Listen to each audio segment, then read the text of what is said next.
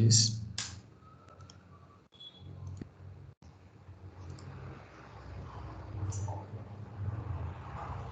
en el parcial, ¿verdad? Bueno. Y vamos, creo que en las de fisio hasta ahora.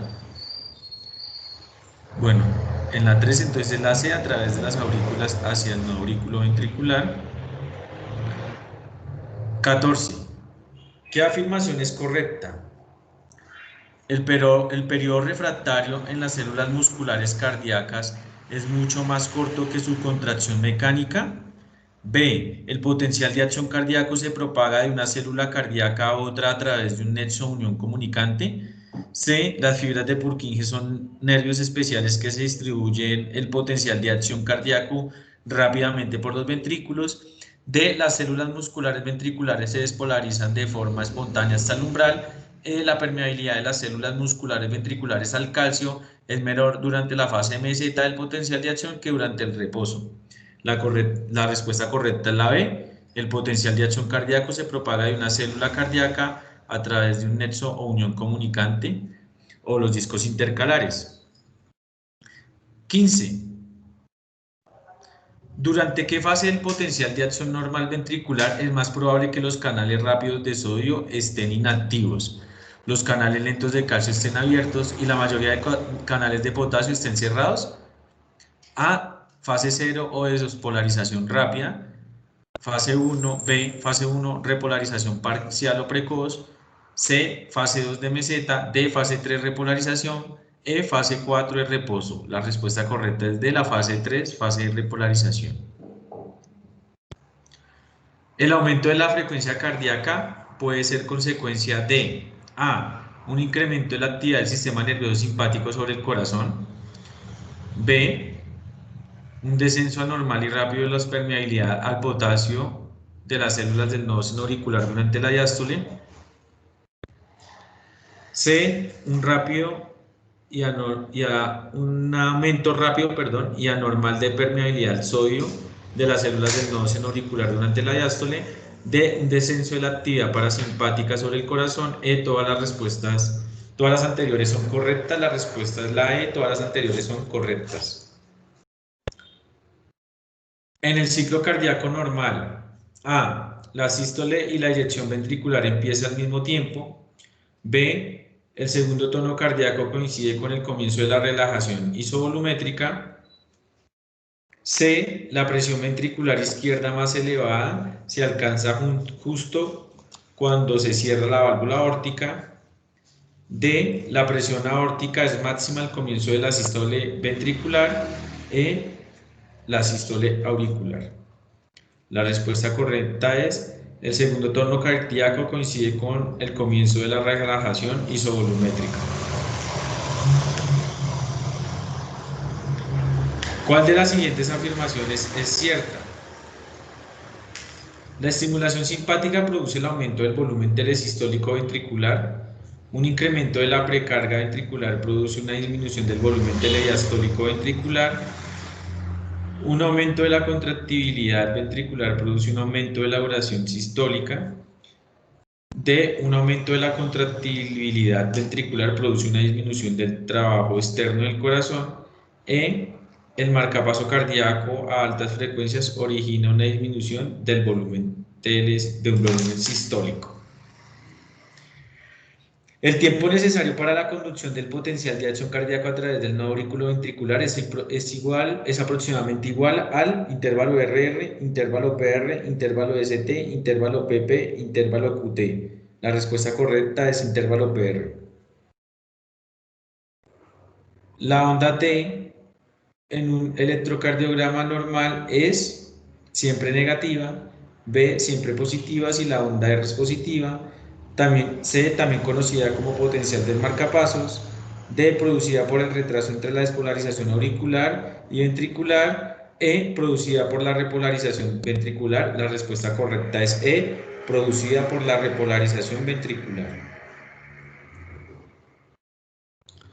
Los miocardocitos tienen un metabolismo particular que tiene como objetivo obtener energía suficiente para cumplir su función de las siguientes Opciones: ¿cuál corresponde al metabolismo del miocardiocito? Se basa principalmente en el consumo de proteínas y aminoácidos libres. Se basa principalmente en el consumo de ácidos grasos y aminoácidos libres. Se basa principalmente en el consumo de ácidos grasos y aminoácidos libres. Se basa principalmente en el consumo de ácidos grasos y glucosa. Hace uso primordial de la beta-oxidación como ruta metabólica. No requiere la presencia de mitocondrias en las células. Y F emplea mayoritariamente carbohidratos y ácidos grasos para la obtención de acetil-CoA. La respuesta correcta es las opciones C y D y F son verdaderas. H, las opciones A y B y C y E son verdaderas y todas las anteriores. La respuesta correcta es la G, las opciones C, D y F son verdaderas.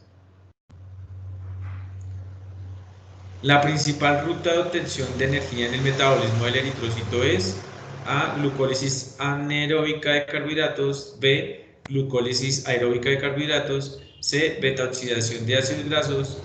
D. La ruta glucolítica de Hendel-Meyerhof. E. Las opciones B y D son verdaderas. F. Las opciones A y D son verdaderas. G. Todas las opciones son verdaderas. La respuesta correcta es la F. Las opciones A y D son verdaderas. La derivación Rapaport cumple una función específica en el metabolismo del eritrocito. Evita la producción del 2,2-difosfoglicerato.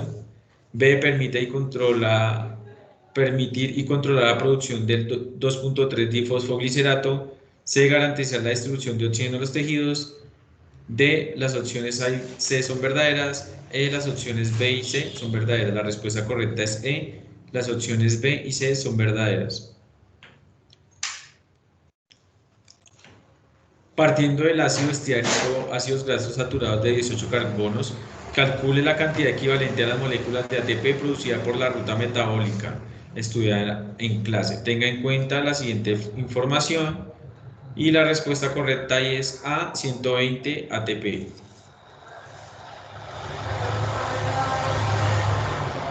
25. Entre la población de células polimorfonucleares o granulocitos, cada uno tiene una función determinada dependiendo del posible agente agresor. Esta especificidad se define así: neutrófilos, acción antiviral, eosinófilos, efectos antibacterianos. Neutrófilos, alergias por ectoparásitos, eosinófilos, acción antimicótica. Neutrófilos, acción antibacteriana, eosinófilos, respuesta a alergenos y parásitos. D. Neutrófilos, acción antibacteriana, linfocitos, acción antiviral y citotóxica. La respuesta correcta es C. Neutrófilos, acción antibacteriana, eosinófilos, respuestas a alergenos y a parásitos.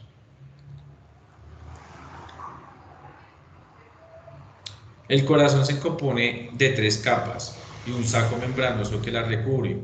A partir de la luz del órgano, esta capa se denominan endocardio, mesocardio, supracardio, pericardio. B. Pericardio, epicardio, miocardio, endocardio. C. Endocardio, endotelio, media adventicia. D. Endocardio, miocardio, epicardio, pericardio. La respuesta correcta es la D. Endocardio, miocardio, epicardio y pericardio. 27. La función del sistema cardiovascular es transportar la sangre y permitir el intercambio de sustancias. Para ello requiere que el epitelio de revestimiento de los vasos sea una barrera mínima. Este tipo de epitelio se llama A. Epitelio simple estratificado plano. B. Epitelio plano simple eosinofílico. C. Epitelio simple plano. D. Endocardio simple plano. La respuesta correcta es C. Epitelio simple plano. 28. El cardiomiocito es la unidad contráctil del corazón. Dentro de sus características histológicas destaca por ser células gigantes multinucleadas de núcleo redondo, células de un solo núcleo, central alargadas, bifurcadas con discos intercalares. C. Ser células redondas por estratos con inervación simpática. D. Ninguna de las anteriores. La respuesta correcta es B. Ser células de un solo núcleo, central, alargadas, bifurcadas con discos intercalares. Entre las principales características histológicas de las arterias destacan A. La túnica media gruesa, forma definida, presencia de endotelio y adventicia. B. Íntima muy desarrollada, con múltiples capas y receptores para hormonas FSH.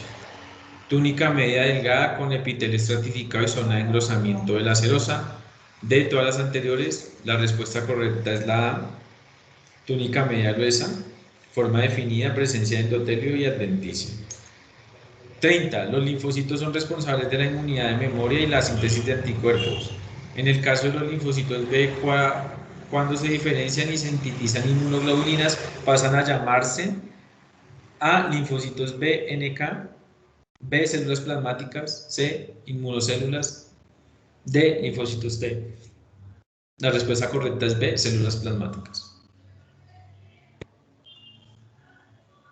¿Listo? Listo, profe. Listo.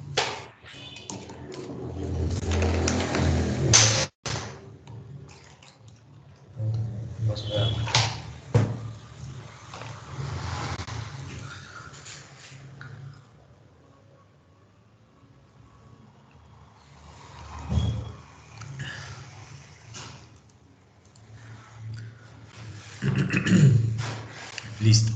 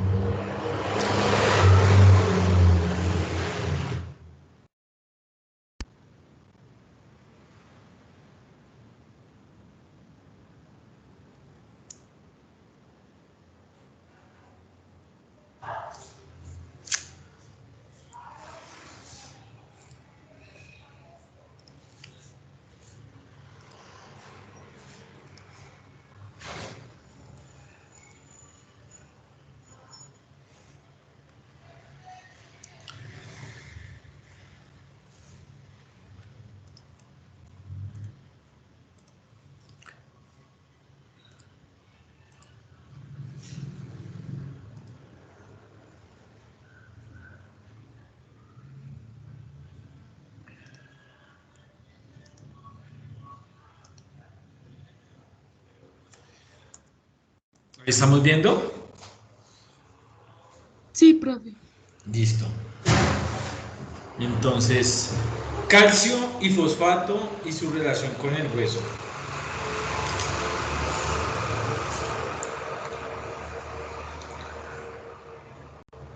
Por lo tanto, el hueso, ¿estamos grabando? No sé si estamos grabando. Sí. Se compone de una matriz orgánica. Esa matriz orgánica se va fortaleciendo gracias a los depósitos de calcio.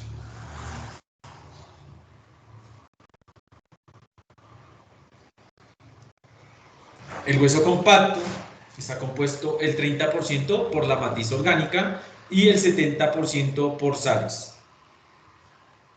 Entonces, hay una matriz orgánica y también una matriz inorgánica, como les mencionaba esta mañana. La matriz orgánica está compuesta, ya vamos a mirarlo, por fibras de colágeno, por una serie de células, fibroblastos, y la inorgánica por sales. Aquí tenemos la matriz orgánica. Entonces, esa matriz orgánica del 90 al 25% está conformada por fibras de colágeno. Se ubican siguiendo líneas de fuerza de tensión y eso confiere al hueso su gran resistencia a la tensión. Las fibras de colágeno, ¿quién las produce?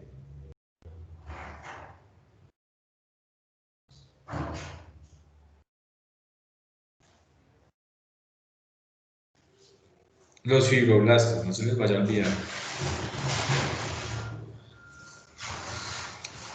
El 10 a 5% restante es un medio gelatinoso, estamos hablando de la matriz orgánica, homogéneo, denominado sustancia fundamental. Esta sustancia fundamental está compuesta por el líquido extracelular al que se le asocian proteoglucanos, sobre todo el condritin sulfato y el ácido hialurónico.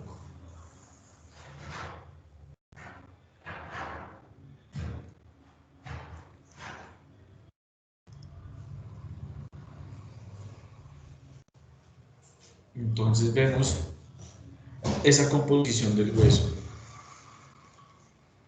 ¿sí? En la matriz orgánica. Y a esta matriz orgánica es donde se va a depositar los cristales de hidroxiapatita, ¿sí?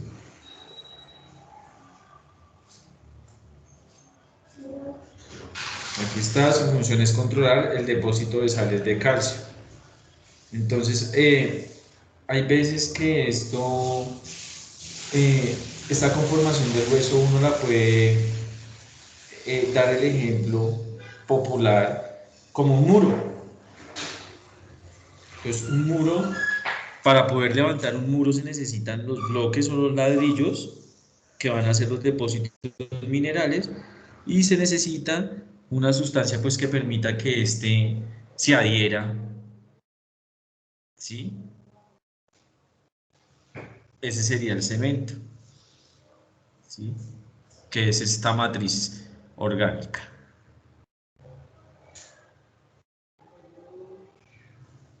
La otra es la matriz ósea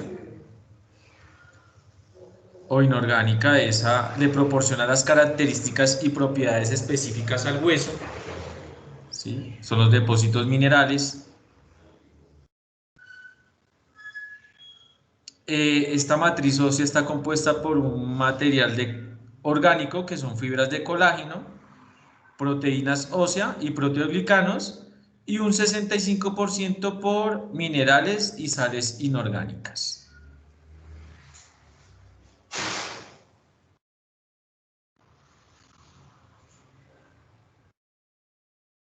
Gracias a esta composición es posible un esfuerzo de torsión y flexión considerables en el hueso.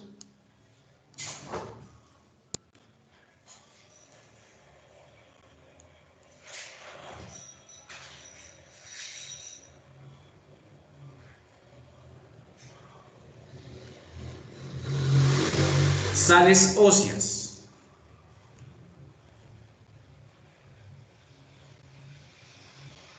Las sales cristalinas que se depositan en la matriz orgánica del hueso están compuestas principalmente por calcio y fosfatos. La principal sal cristalina se denomina hidroxiapatita. Es como está depositado, ya lo mencionábamos esta mañana. Fórmula: 10 de calcio, fósforo y enlaces de hidroxilos, grupos hidroxilos. Es la fórmula de hidroxiapatita. Cada cristal de hidroxiapatita mide 40 nanómetros de longitud y tiene una forma de lámina larga y plana.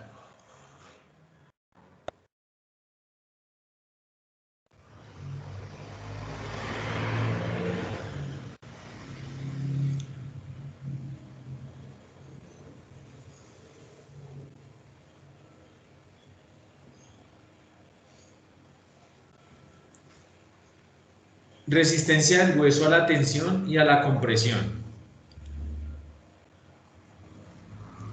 Cada fibra de colágeno del hueso compacto está compuesta por segmentos que se repiten por toda su longitud.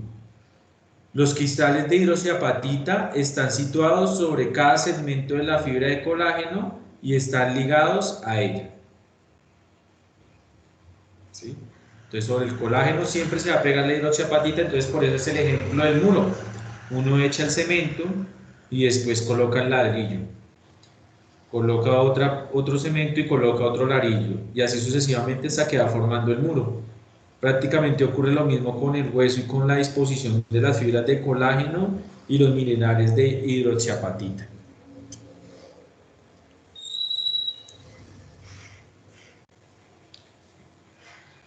Este enlace íntimo evita que los cristales y las fibras de colágeno se deslicen fuera de su posición, ¿sí? Lo que resulta esencial para proporcionar resistencia al tejido. ¿Sí? Se compacta.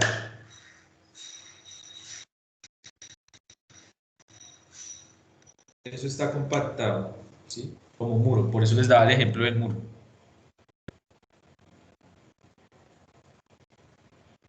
Ya vamos ahorita a otra parte.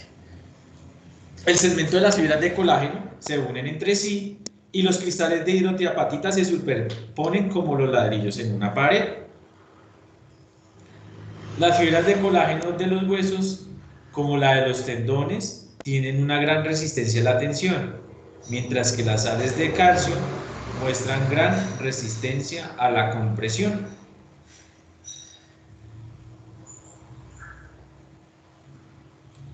La combinación de estas propiedades, más el grado de entrecruzamiento existentes entre las fibras de colágeno y los cristales, proporcionan una estructura ósea con resistencia extrema a la tensión y resistencia a la compresión.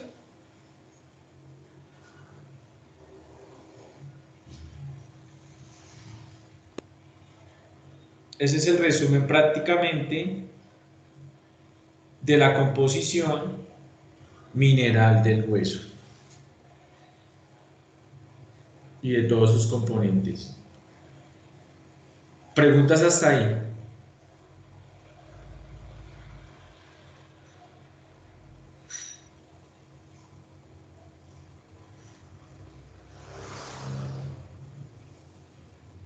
¿Sí me escuchan, muchachos? ¿Sí?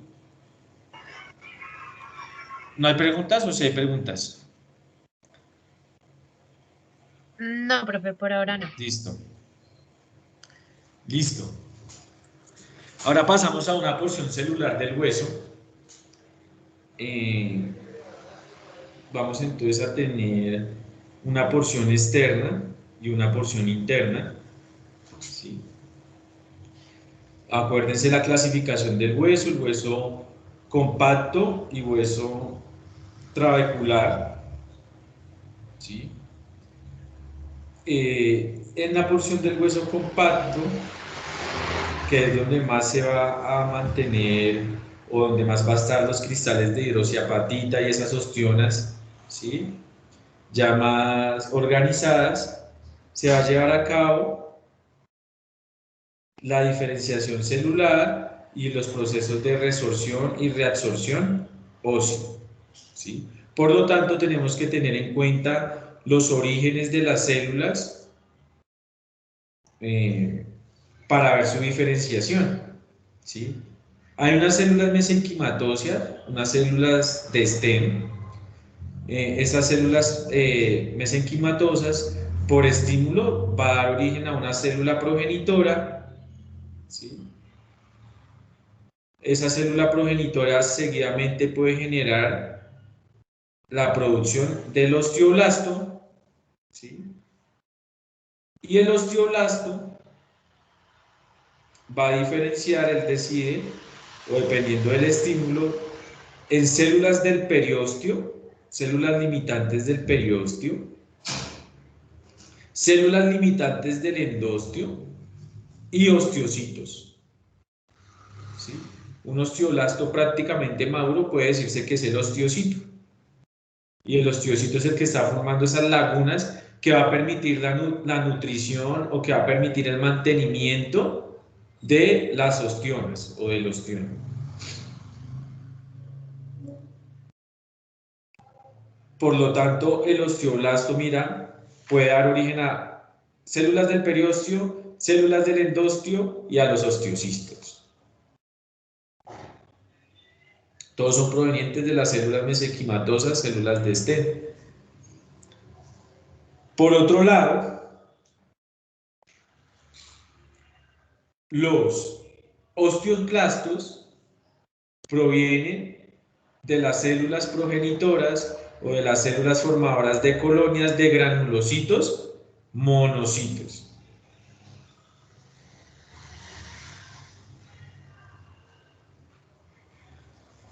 ¿sí? Y ese osteoclasto que se va a obtener va a ser un osteoclasto inmaduro o un osteoclasto inactivo, el cual no tiene ninguna funcionalidad, diferente a un osteoclasto activo.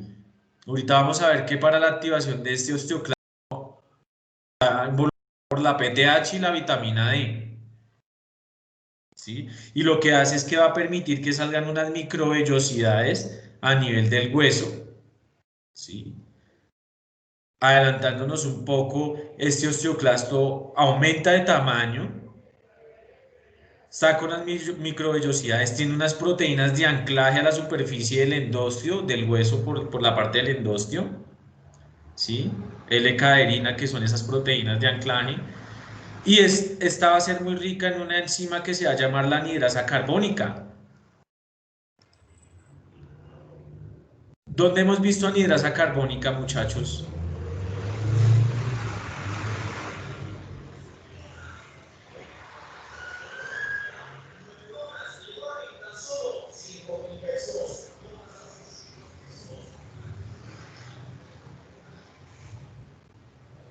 ¿O qué hace la anhidrasa carbónica? ¿En dónde? ¿Qué hace la anhidrasa carbónica?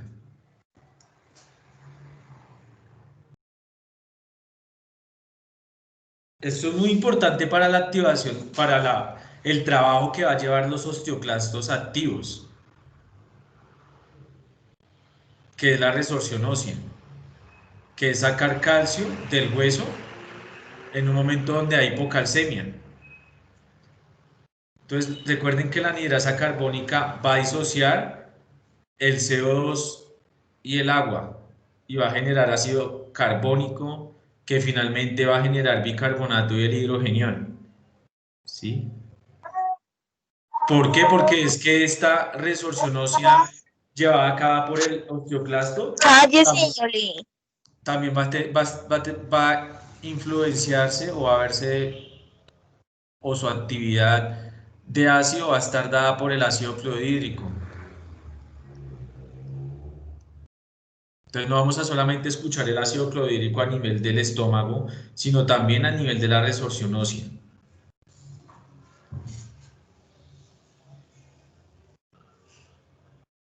Hasta hay preguntas.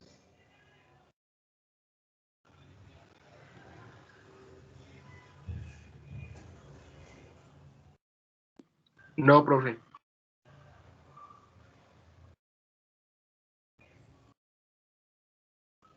Listo. En cuanto a los tipos de osificación, hay dos tipos de osificación, una intramembranosa o directa y una osificación endocondral o indirecta. La osificación endocondral o indirecta, el molde mesenquimatoso se convierte en cartílago y luego a través de punto de osificación en tejido óseo maduro. Y la osificación intramembranosa o directa, el molde mesenquimatoso es directamente transformado en hueso. Eso lo van a ver un poco más con la doctora Beatriz, esa producción de todo ese esqueleto, del esqueleto axial y del esqueleto apendicular. Pero más o menos es esto, ¿sí? Hay unos puntos de osificación, más o menos, eso está como por, más o menos por semanas, ¿sí? Inicialmente hay formación de un cartílago hialino, ¿sí? Luego de ese cartílago hialino van a haber unas formaciones iniciales de hueso por esa osificación directa, ¿sí?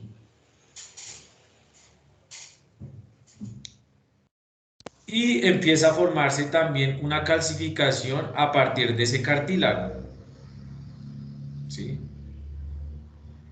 Llegando así pues la irrigación y generando el primer centro de osificación, ¿sí? Y a partir de ahí empieza la osificación, ¿sí? Eso es en los estadios embrionarios. Luego queda un punto también, un punto secundario de osificación, ¿sí? Que se da, esto es un hueso largo, ¿no? Todo esto es un hueso largo, por ejemplo, un fémur. Y se va a dar ese punto, un segundo punto de osificación que se va a partir de la epífisis, ¿sí? Mira que el primer punto de osificación comienza de la diáfisis, o sea que el hueso empieza a calcificarse, a osificarse del centro hacia los extremos. Ya cuando hay un segundo punto de osificación, empieza a calcificarse los extremos, ¿sí? Por eso, acuérdese las líneas de crecimiento, ¿dónde están? Entre la línea de la epífisis y la metáfisis. O sea que aquí está la línea de crecimiento, que se van a cerrar pues finalmente cuando el paciente ya cumple cierta edad o ya es adulto.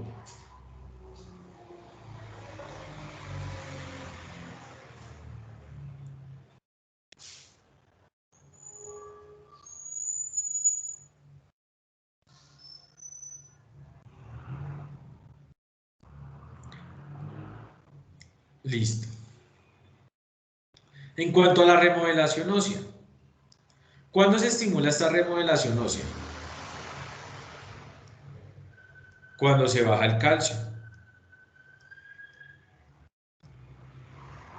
Por eso la relación del calcio con el hueso, que empezábamos a hablar al inicio, ¿sí? ¿Y cuándo se baja el calcio?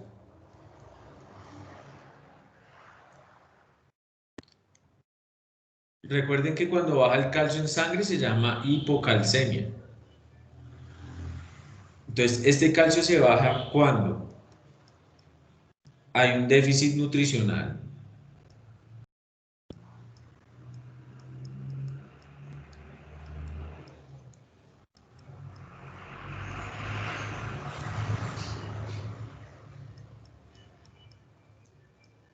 ¿sí?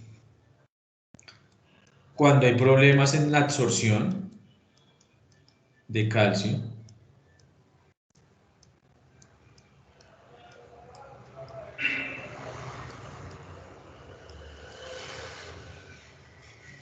cuando hay un aumento en la excreción de calcio, por ejemplo, cuando hay una enfermedad renal,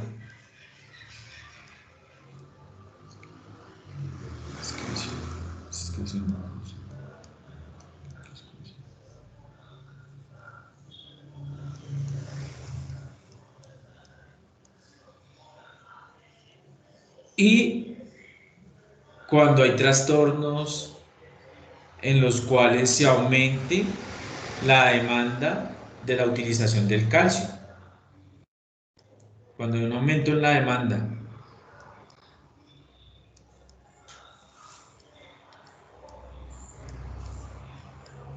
Cuando hay aumentos en la demanda, en trabajos de parto, en el pico de la lactancia, ¿sí? Cuando una vaca, por ejemplo, entra en pico de lactancia, recién parida, retención de placenta, ¿sí?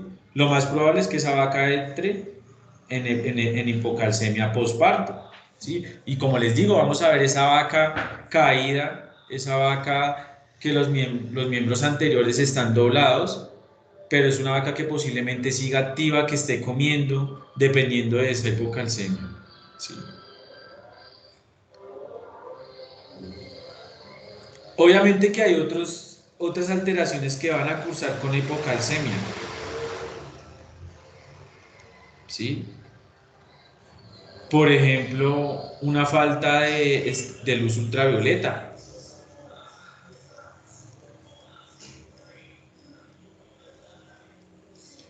¿Sí? Estos rayos ultravioleta van a ir a estimular la liberación de la vitamina D, y la vitamina D es importante para la absorción de calcio a nivel del intestino, ¿sí? Entonces, porque activa una proteína que es la calvindina, que es la que va a transportar el calcio a través del enterocito, ¿sí? Entonces, digamos, es muy importante. También esa vitamina D permite que se active la PTH, y que la PTH junto con esa vitamina D vayan a los túbulos renales y aumenten la absorción, o aumenten sí, la absorción de calcio, y disminuyan su excreción. Entonces también hay un patrón también en el cual influye mucho el fotoperiodo, ¿sí? Por eso, digamos, a los presos les decía que al menos media hora tenían que darle de sol al día para que se estimule esa liberación de la vitamina D. Todos esos estímulos van a aumentar la remodelación ósea, porque finalmente lo que se va a bajar es el calcio. Y si baja el calcio, pues ¿qué pasa? Se aumenta la vitamina D, la 1.25 dihidroxicolecalciferol, que es la vitamina D activa, y la PTH. Porque estas hormonas, ¿qué van a hacer? Van a generar hipercalcemia, o sea, van a aumentar los niveles de calcio.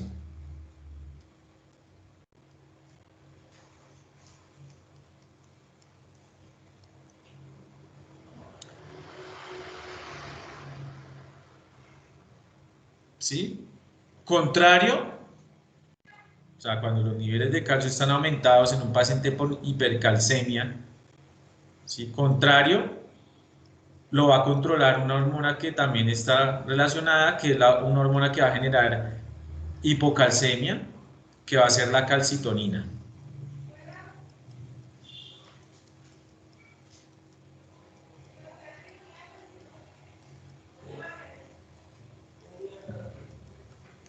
Ahora mi pregunta, ¿dónde se produce la PTH? ¿Y dónde se produce la calcitonina? Escucho respuestas.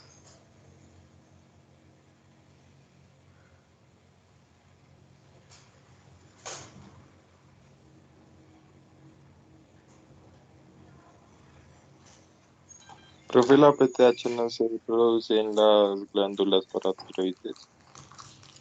Sí. Entonces la PTH se va a producir en una glándula vecina de la glándula tiroides, que es la glándula paratiroidea. ¿Cuántos lóbulos tiene la glándula paratiroidea en un mamífero?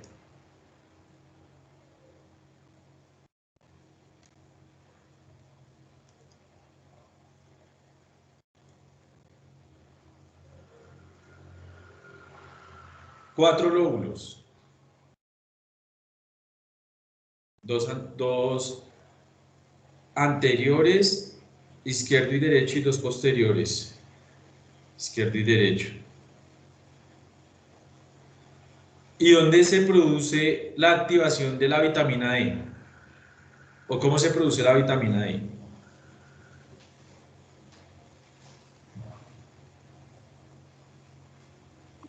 Por medio de los rayos ultravioleta.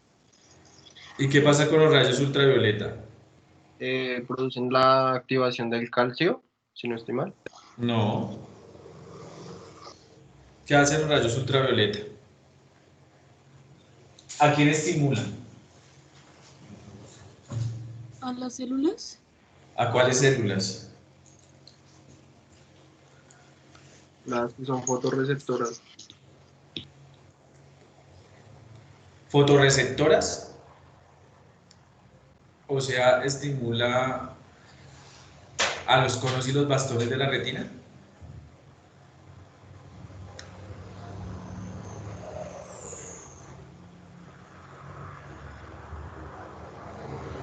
Estimula a los queratinocitos y a los melanocitos para que liberen el calciferol, ¿sí?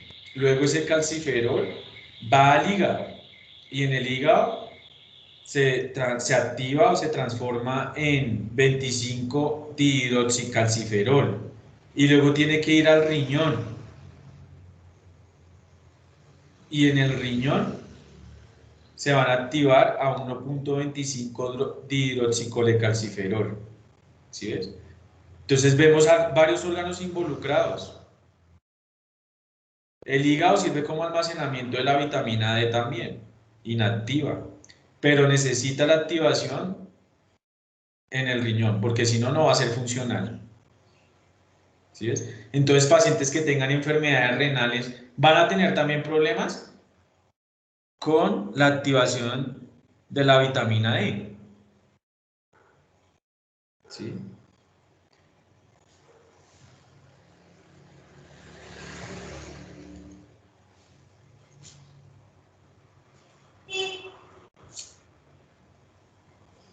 ¿Preguntas?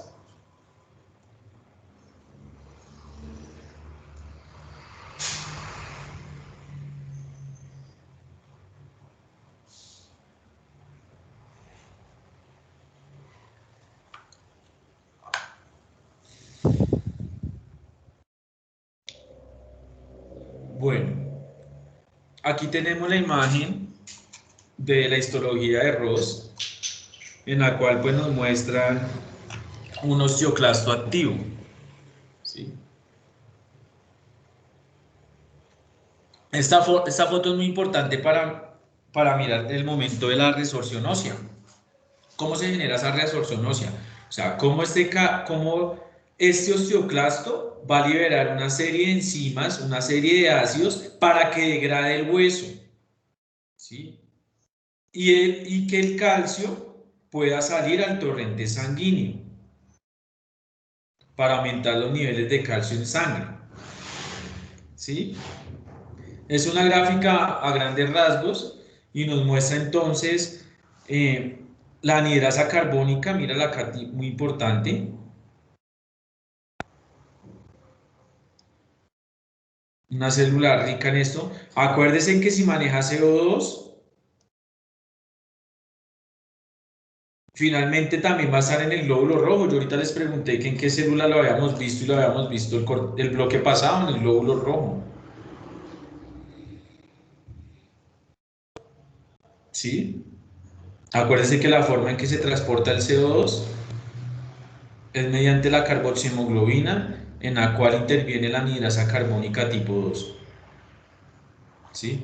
Aquí también en esta célula también vamos a ver la anhidrasa carbónica, ¿sí? Porque necesitamos generar el ácido, y que por lo general es el ácido clorhídrico. Acuérdense que el ácido clorhídrico es el ácido más fuerte del organismo, ¿sí? Más o menos algunos autores dicen que el pH es de 1 a 3.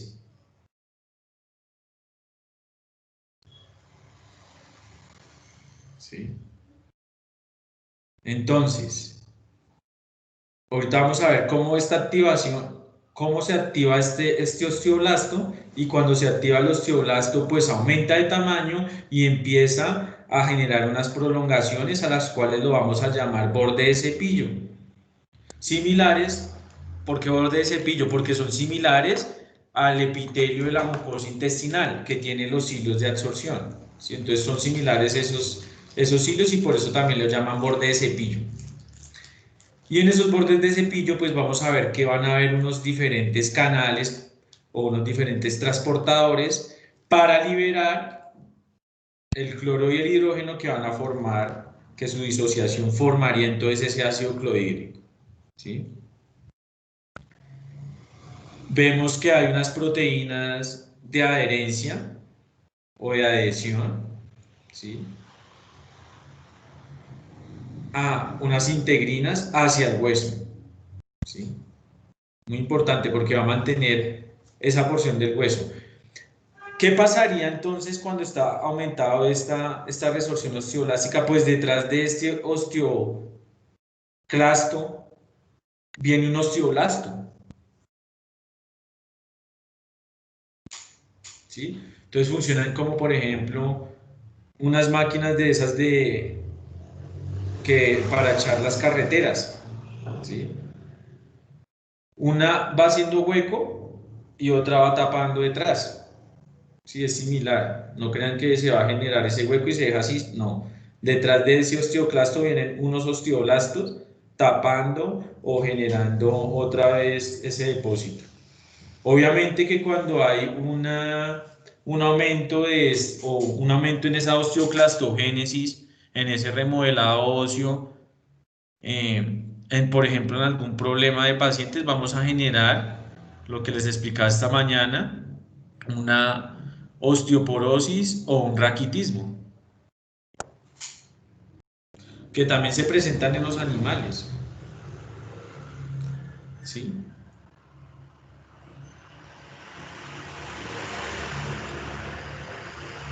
Entonces vamos a ver qué pasa. Que esta anhidrasa carbónica va a disociar entonces el CO2 y el agua en ácido carbónico, que finalmente se disocia en hidrógeno y bicarbonato. El bicarbonato sale del osteoclasto en intercambio por el cloro, ¿sí? Entonces, por cada hidrogenión que se va a generar, también se va a generar una molécula de cloro, ¿sí? Que luego va a ser transportada hacia el borde de cepillo y mediante un canal de cloro se va a liberar el cloro y el hidrógeno mediante un canal de hidrógeno dependiente de ATP se va a liberar, ¿sí? Por lo tanto, este proceso también es un proceso bastante activo porque necesita energía para que se libere ese hidrógeno. Ese ácido clorhídrico entonces va a actuar sobre la porción mineral, ¿sí? Y unas enzimas como lo es la catensina K y las metaloproteinasas de matriz van a actuar sobre la porción o la matriz orgánica que está compuesta por las fibras de colágeno, por los proteoglicanos, por el ácido hialurónico que les mencionaba anteriormente.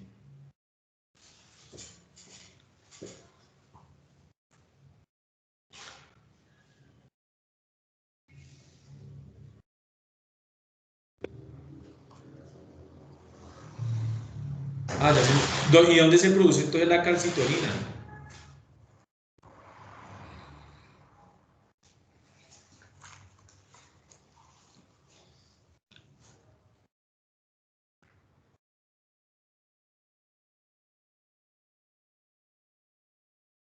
¿Dónde se produce la calcitonina? Ya hablamos de todo, la activación de, ahorita igual hablamos cómo es la diferenciación osteoclástica, pero hablamos prácticamente que la PTH y la vitamina D van a aumentar esa expresión del osteoclasto, que hay degradación por parte de la catensina, de las metaloproteinasas, del ácido clorhídrico, ¿sí?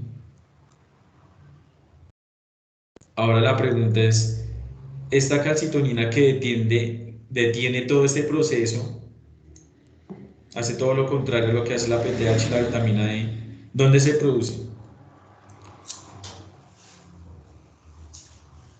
¿O no se produce en el cuerpo? En las células parafoliculares, profe. Sí, pero es que contestan es porque lo buscan por internet. ¿Dónde quedan las células parafoliculares?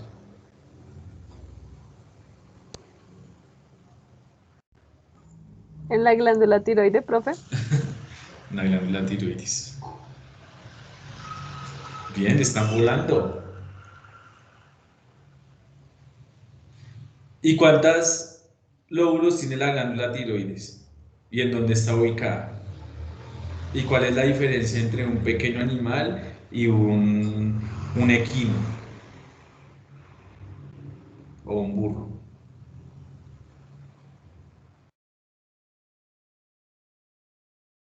¿Y en dónde están ubicadas las células parafoliculares y por qué se llaman células parafoliculares de la glándula tiroides o células C de la glándula tiroides?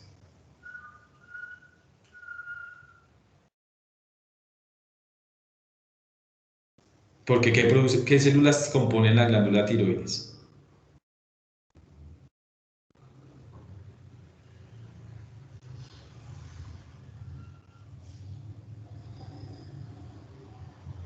¿Sí? Entonces hay unas células de la tiroides que van a producir las hormonas tiroides, que son las células foliculares, ¿sí? Que producen la T3 y la T4, la levotirosina, la tiroxina, perdón, y la trillotironina. Y hay unas células fuera de esas células foliculares y que son vecinas, que son las células parafoliculares o células C. Estas son las que van a producir la calcitonina. ¿Listo? Y la calcitonina va a hacer todo lo contrario a lo que hace la PTH y la 1.25 dihidroxicolecalciferol o vitamina D activa. Hasta aquí pregunta. ¿Alguna pregunta que les surja? ¿O está quedando todo claro?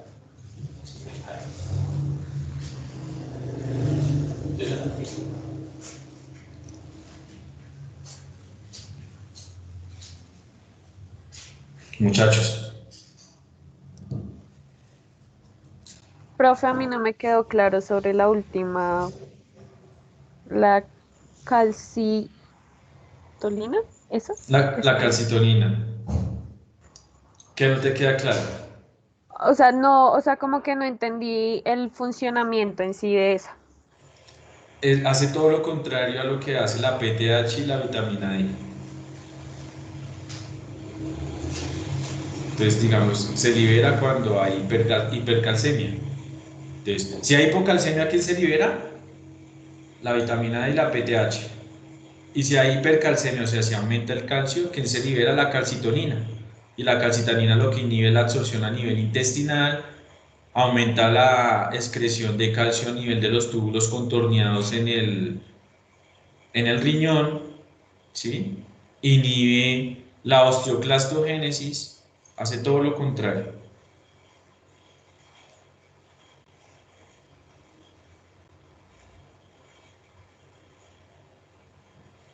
Entonces, si yo les preguntara a ustedes, ¿qué hormona regula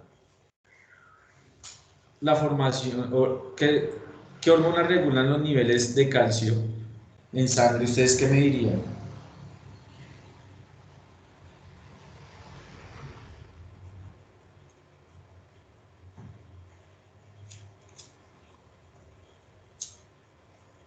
Muchachos.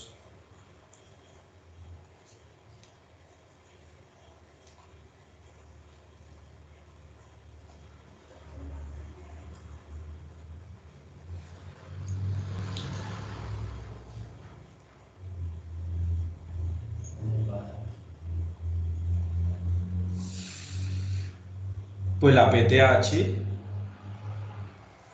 la vitamina D y la calcitonina.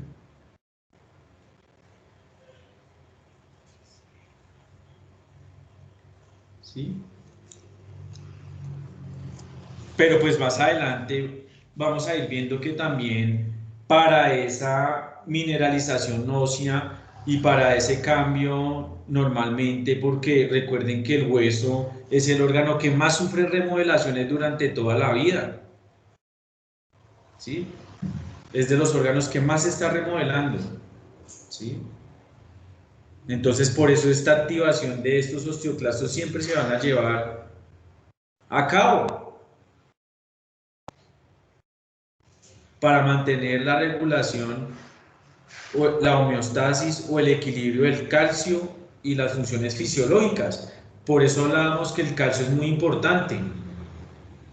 Y por eso les decía que hay autores que inclusive mencionan que el calcio tiene capacidad de generar acciones de tipo endocrino, ¿sí? Y que funciona muy bien en la activación de proteinquinasas, lo que hablábamos al inicio de clases y todo con la comunicación celular, ¿sí? Entonces, una de las funciones importantes y que hay que tenerla clara en todo ese remodelado es la activación y diferenciación del osteoclasta, ¿sí? Bueno, yo sí tendría una pregunta. Mira, ¿qué va a pasar entonces con el calcio? ¿Cómo va a ser el calcio llevado hacia el torrente sanguíneo? Pues sencillamente, en algunos momentos se genera una endocitosis. Esa endocitosis es que se capta ese material digerido acá, ¿sí? Se genera unas vesículas y se transporta hacia la membrana vasolateral, ¿sí? Y es liberado al eh, torrente sanguíneo y el cual pues ya se va a seguir con el proceso del calcio, porque el calcio que realmente genera la función fisiológica y el calcio que es importante en la clínica es el calcio ionizado. El calcio ionizado es el único que es capaz de generar una acción fisiológica.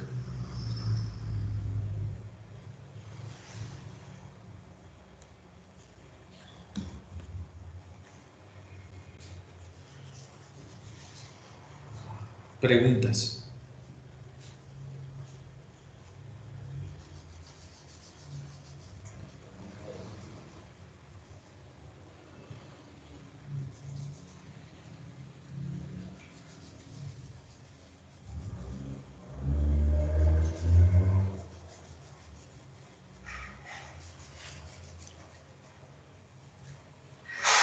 Acá otra imagen que era lo que les mostraba. Hay un osteoclasto activo y va a haber un osteoblasto continuo adelante y atrás, ¿sí? Inclusive este osteoblasto es muy importante en la activación del osteoclasto, ¿sí? Porque en realidad los que van a tener receptores para la PTH y la vitamina D van a ser esos osteoblastos, ¿sí? Ya esos osteoblastos van a generar la activación de los preosteoclastos, liberando una sustancia que se llama OPGL o osteoprotegerina, o también llamada RANK y RAN ligando. Ya ahorita les voy a explicar un poco de eso, pero necesito que quede claro esta remodelación ósea en la cual está involucrado pues, la activación del osteoclasto, dado por la vitamina D y la PTH, ¿sí?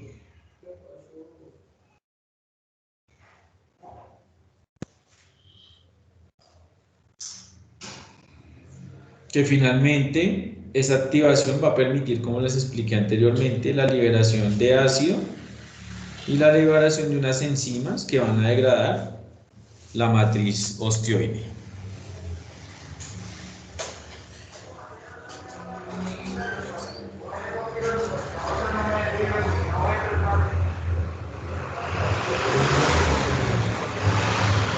Hasta hay preguntas. Profe, una pregunta, o sea que, digamos, en un desbalance o sea, de la vitamina D, de que, pues, que haya un desbalance de calcio, ¿qué sucedería con los osteoclastos? ¿Disminuiría? Pues no se van a diferenciar o no se van a activar. Porque ¿qué es lo que hace la vitamina D? ¿Cuál es la función de la vitamina D?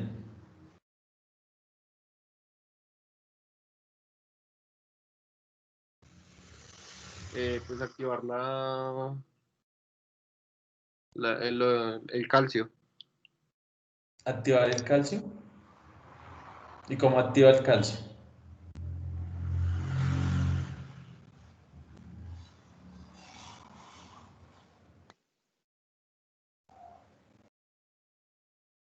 Entonces, ¿qué pasa? La vitamina D activa, que es la 1.25 hidroxicolecalciferol, lo que va a hacer entonces es que va a ir al intestino y en el enterocito va a estimular la liberación de una proteína o la activación de una proteína que se llama la calvindina, ¿sí?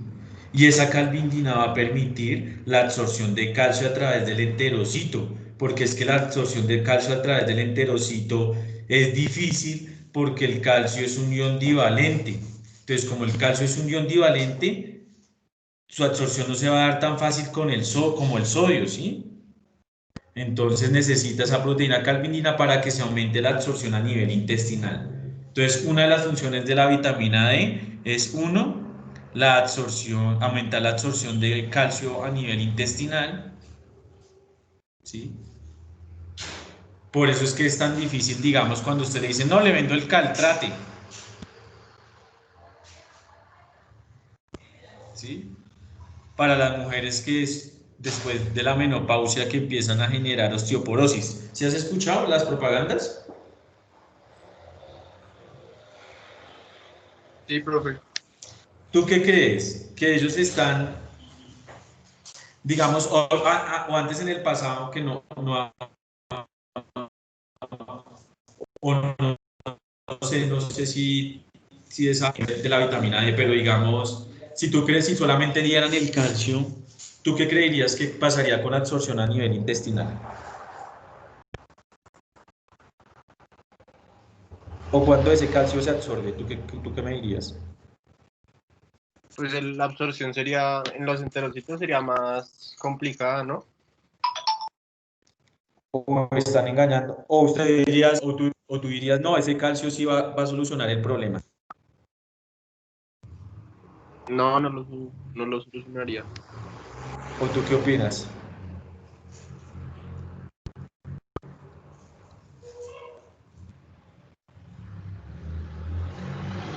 En veterinaria, si hay un calcio que se absorbe,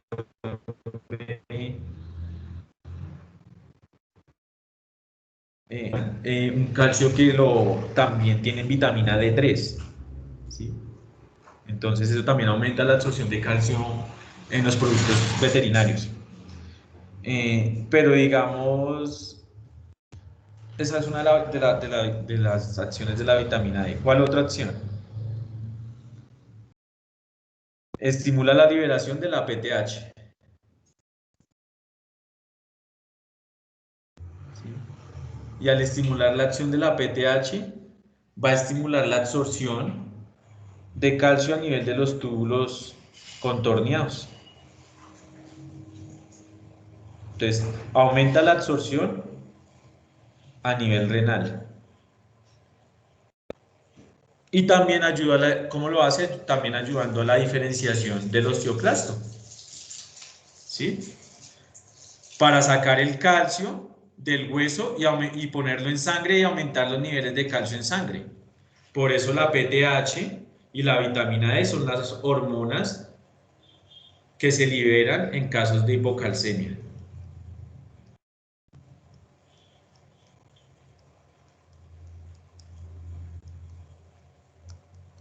Esto es pan de cada día. Esto es pan de cada día, tanto en la clínica de pequeños animales como en los animales como en las vacas, los animales de granja.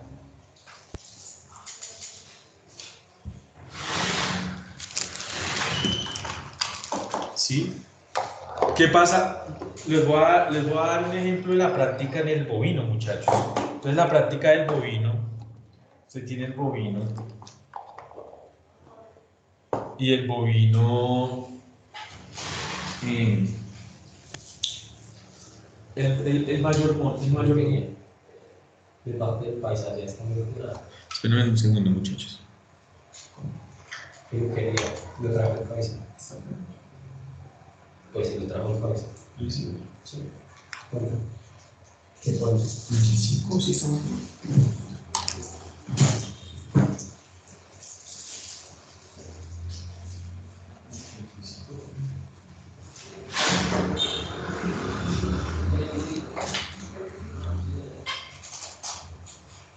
Ya, listo. Digamos, los bovinos, muchachos, sufren mucho de hipocalcemia, como les digo, porque hay muchos trabajos, unas distocias que son dificultad para el parto. Hay retenciones de placenta, hay muchos problemas de ese tipo reproductivo que coinciden con el parto. Adicional, el pico de producción de leche, pues son los primeros semanas después del parto, ¿sí? Por lo tanto, los niveles de calcio aumentan, ¿sí? Las demandas de calcio aumentan. Necesita más calcio para producir leche, se gastó calcio en las contracciones uterinas, si hay retención de placenta, van a haber contracciones repetidas del útero intentando expulsar la placenta, ¿sí? Y finalmente pues vamos a encontrar animales, como les digo, en esta posición. Esto, como les digo, todo esto tiene su parte fisiológica y bien compleja, ¿sí? Pero la gracia de la clase es apoyarlo hacia la clínica. Sí, eso es muy importante. Voy a mostrarles un video, a ver que lo podamos ver, no de la diferenciación, sino poniendo más en práctica todo esto.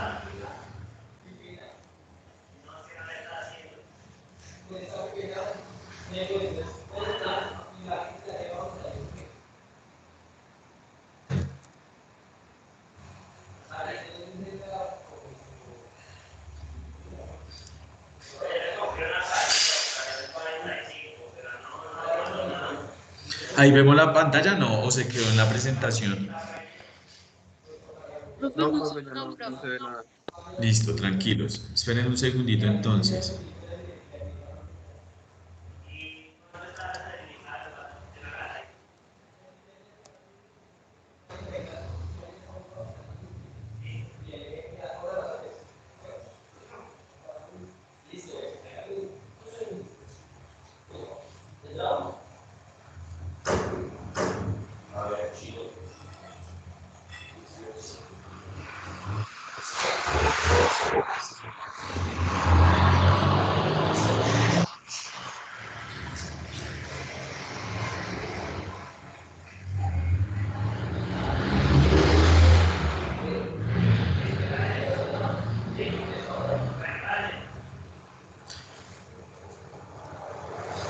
Dame un segundo.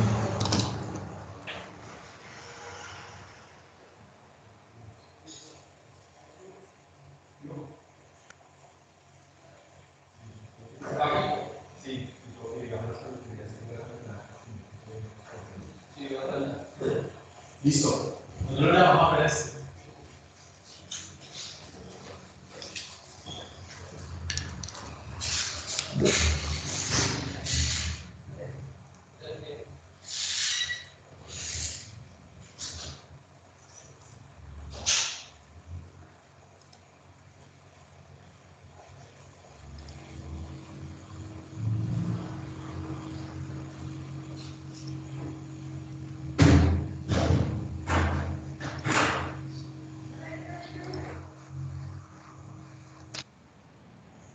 ¿Escuchan? Sí, sí, ¿escuchan? No, profe. No, profe. No, profe. Bueno, pues se escucha.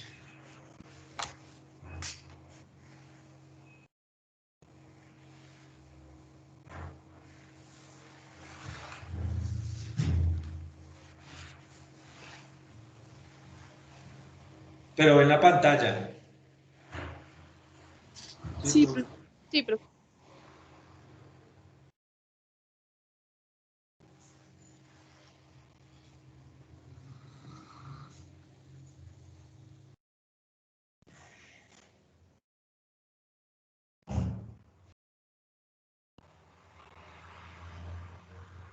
Mira cómo está la vaca.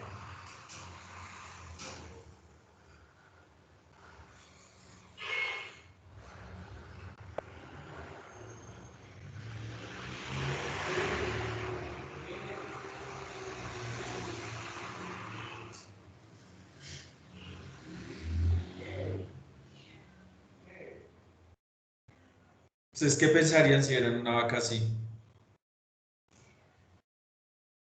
Y mira lo que le va a poner el veterinario, calcio, lo mostró ahí,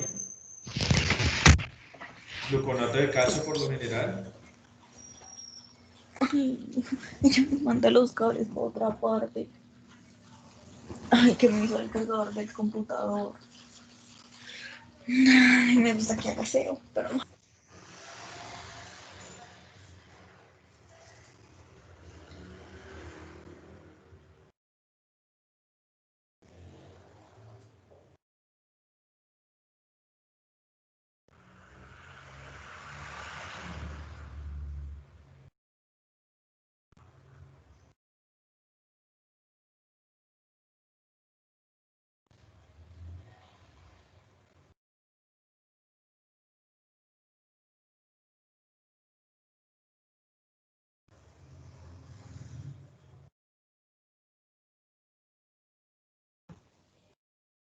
Profe, una pregunta. Es que, digamos, en ese tipo de casos, no sé si sea, bueno, se dice que se tiene que obligar o la vaca se tiene que levantar para que sus miembros no sufran alguna lesión o simplemente ya no puedan funcionar.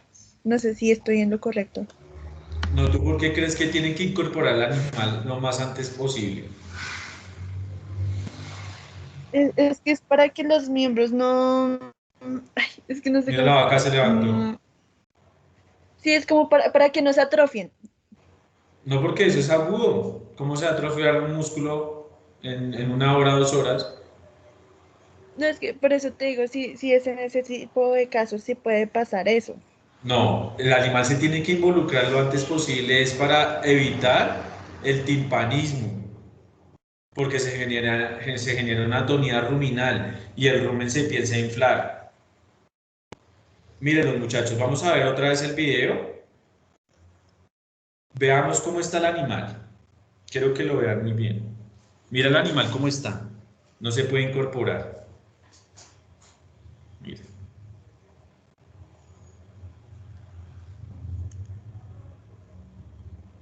¿Sí? Entonces, este animal, mira, ¿por qué lado está? Por el lado derecho. Bueno, pero igual, digamos, el rumen empieza también a disminuir esos movimientos ruminales y empieza a aumentar la fermentación y se genera timpanismo por una atonía ruminal. ¿Sí? Ahí llegó el veterinario, ustedes lo llaman, mire, por esto. Obviamente que este veterinario, que es gringo, me imagino, eh, comete un error. ¿Cuál creen que es el error que él comete? ¿Cómo estaría la temperatura de esta vaca? Hipertérmica. ¿Cómo? Baja.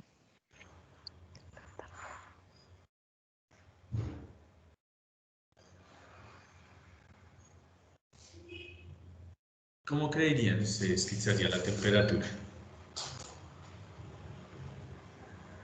Profe, creo que sería una temperatura baja. ¿Baja es cuánto? ¿Y quién está de acuerdo y quién no está de acuerdo?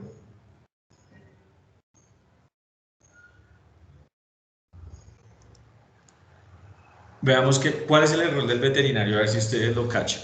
Y yo ya se los he dicho 1000 veces. Y eso que es gringo y comete un error. A ver.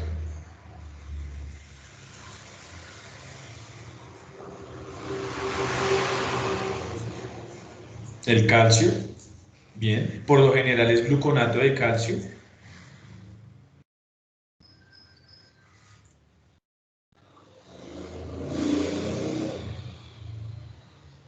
Le coge una vía venosa.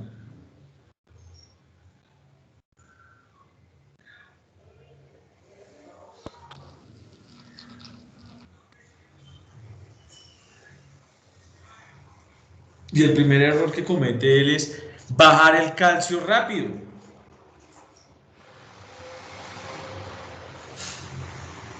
El calcio es en infusión lenta. El calcio.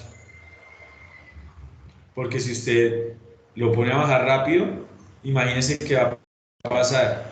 Pues va a aumentar la fase de meseta del corazón y va a aumentar el periodo refractario. Y por lo tanto va a generar una fibrilación, o sea, una parálisis y siguiente una parálisis cardíaca. ¿Sí?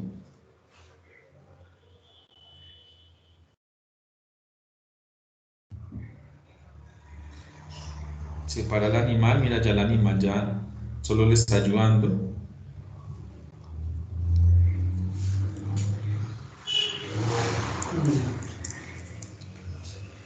Y finalmente el animal se levanta, se incorpora y se va.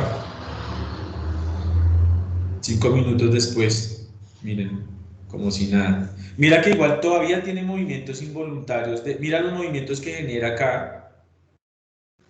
¿Sí los ven? Esos movimientos involuntarios, esos mioclonos, musculares que se genera debido a la hipocalcemia.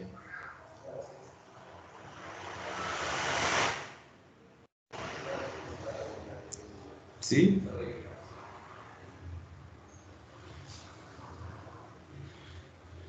Y vamos a ver muchos videos, mira.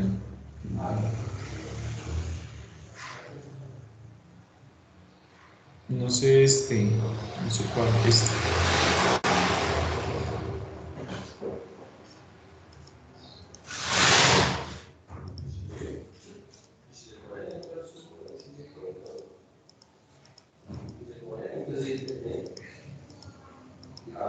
Alimentación con heno.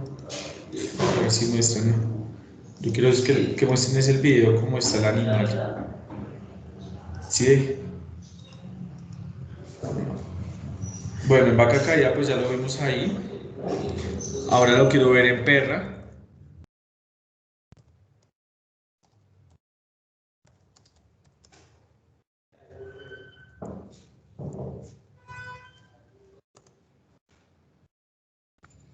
No pongamos eclampsia.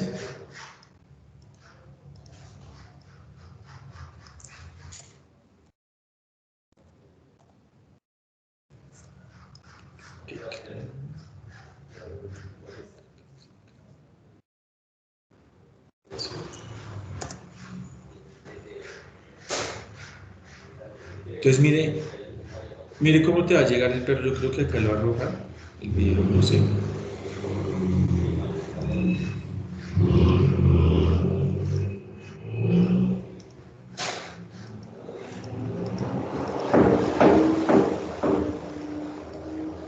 Exacto. Acá.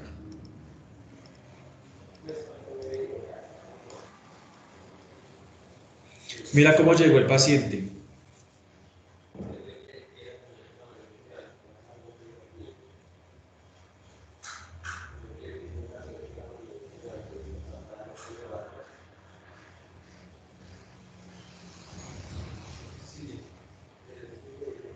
Hasta que llega una perra con eclampsia. El señor que está narrando dice que le habían pensado que era una intoxicación con órganos fosforados, que funciona similar, le habían puesto varios medicamentos y en realidad la perra lo que tenía era una eclampsia posparto. ¿Sí? Obviamente que él también hace mal el tratamiento, pero pues nos ayuda a mostrar los signos. Él le administra el calcio se lo administra intravenoso. Mira cómo el animal ya va disminuyendo los signos. Mira que ya dejó de moverse, de tener todos esos movimientos musculares involuntarios.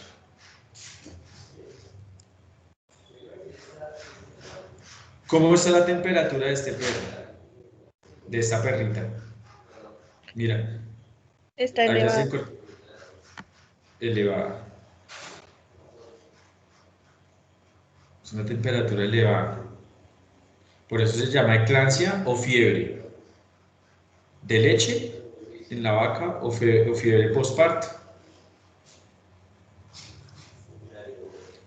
Muchachos, eso es todo.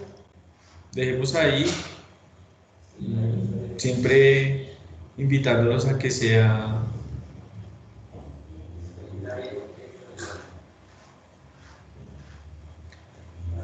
la clase sea muy de su agrado y muy práctica. Mira cómo llega este paciente.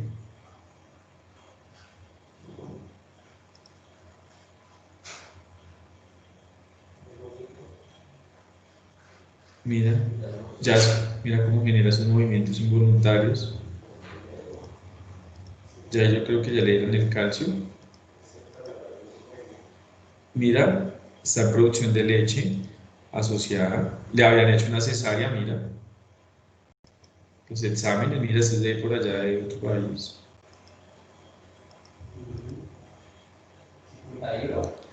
Calcio. La temperatura, mira, elevada. Sí, ya la estabilizaron. Miren la perrita. Una bonita y feliz mamá. ¿Qué pasa? Que ustedes si no saben esto, cometen errores y se muere el animalito. ¿Sí? Profe, ¿por qué dicen que en esta patología se le puede dar prednisolona a dosis bajas? La prednisolona de algún modo interviene en la diferenciación osteoclástica y de algún modo también estimula la liberación de calcio. Pero por lo general tienes que dar ese gluconato de calcio y neuroprotectores también, ¿no? ¿Preguntas?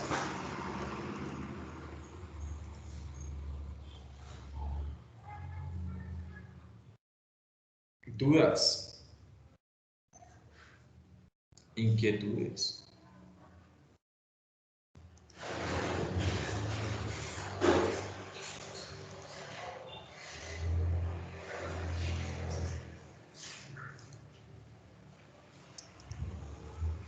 Listo, muchachos.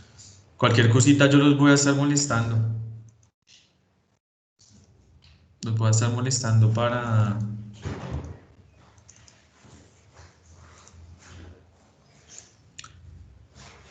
lo de las notas, bueno. Yo les informo entonces para las notas. Listo, muchachos.